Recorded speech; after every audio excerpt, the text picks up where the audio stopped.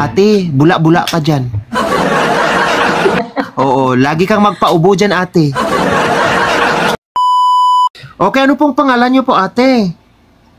Gian po, Kuya Mar. Gian ang pangalan mo, lalaki yung pangalan mo, pero yung tabas ng kilay mo ay babaeng-babae. Taga CDO po, Kuya Mar, pero ngayon nandito ako sa Dubai. Okay. Nako, parang may filter pa rin ate yung kilay mo Tato na yan, Kuya Mar. Wow, may tato ka sa kilay. Isa banga-banga, wala kang tato? Son, Kuya Mar, son. So, may mga ganyan pa palang bisyo, patato-tato ang mga senior. Ay, wow. Ilang taong ka na? 40. Ay, 40 ka pa lang. Ala, magkaedad lang tayo. Bakit parang maaga kang naagnas? Agad lang sa trabaho, stress lang. Ay, na-stress pa ang kilay na yan? So, ikaw ay single mom, tama? Ilang anak mo? 2. Daw mahina ang iyong banga-banga 15 years na. Ay, 15 years ka ng single. So, nasaan na yung kwan? Yung dati mong kinakasama? Hindi ko na alam, Kuya Mar. Wala na akong balita. Pero kasal kayo, ate. No. So, ibig sabihin, ate, nagpaubo ka lang sa kanya. Nagpalahi lang, Kuya Mar. Ha? Nagpalahi lang. O, kontento ka naman sa lahing ibinigay niya. Okay naman. Ganyan din ang tabas ng kilay niya, ate. After 15 years, ikaw ay handa na sa paghanap ng panibagong pag-ibig? Pero ako'y nagtataka, ate, sa edad na 40, may gata pa ba? Meron pa, Kuya Mar. Marami pa. Kaya pa ng 5, ganon. Kahit ano, Kuya Mar, magdamagang 24/7 kayo pa.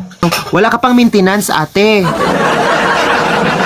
Normal lahat, Kuya Mar. Bakit parang yung mukha mo ay hindi normal? Malay mo, dito ko rin magagamot yun. O, di ba? Ay, wow. Oo. Baka ate sakaling madiligan ka, bigla mamukadkad ang iyong mahiwagang rosas.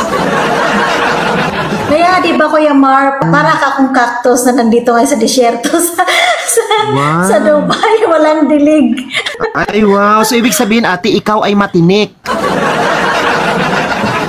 Matinik sa ibang bagay. Wow. Matinik at mabalahibo. Hindi na ba siya mapalahibo, Kuya Mar, kasi siyempre nalagaan ko rin.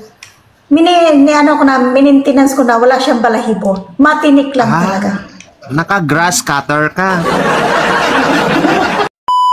Isang ating guest for tonight ay si Ate Gian. She is 40 years old from Cagayan de Oro City, but currently po ay nasa Dubai po siya. Ayan. A single mom of 2. Ayan, 15 years na po. Parang awa nyo na. Maawa na po talaga kayo. Please lang po, ako po'y nagsusumamo at nagmamakawa ng taos puso sa inyong lahat, guys. Especially po sa mga binayayaan ng mga sago-sago, guys. Please lang, diligan nyo na si Ate Gian. 40 anyos na ito. Baka sakali bumalik ang kanyang pamumukadkad. Guys, we are looking for 40 years old and above. 40 years old at may kapasidad na pwede pa makapagpaambon kay Ate Gian. Okay, let's go!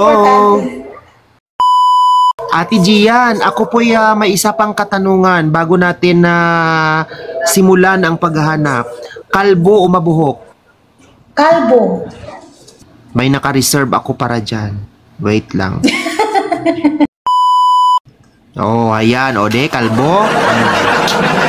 Oh, di ba? Kalbo talaga. Kuya Toto Tibis, di ba nakulong ka? Ay, hindi naman. Nakalaya ka na pala? Oo, nakalaya.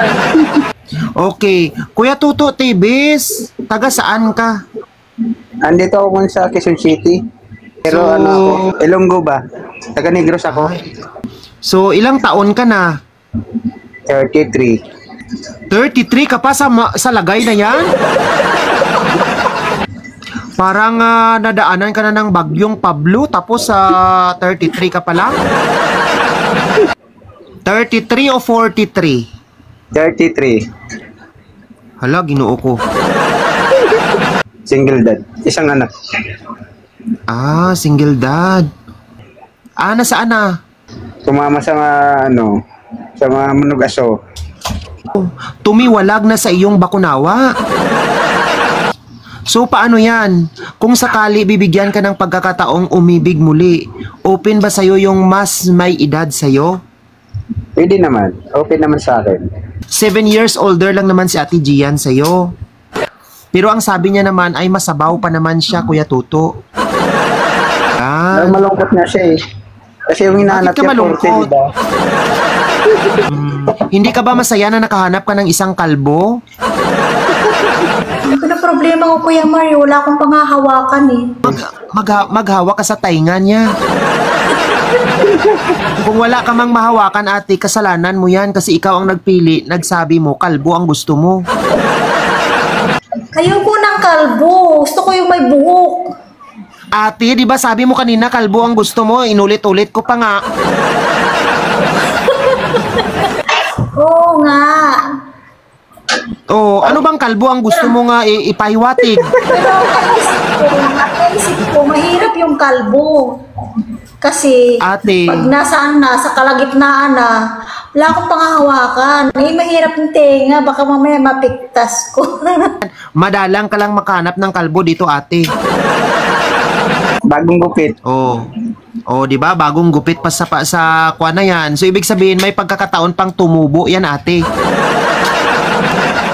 Bagong gupit lang yan. 33 anyos lang yan, ate. Ate, bula-bula ka dyan. Oo, lagi kang magpaubo dyan, ate. Ayoko ng bilog. Pero sinabi mo, ate, gusto mo ng kalbo, oh.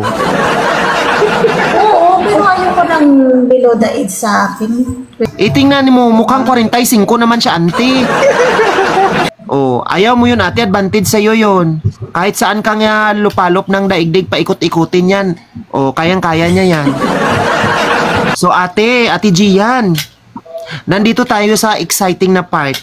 Ang tanong, si Kuya Tuto Tebes ba ay patatalsikin o patatalsikan?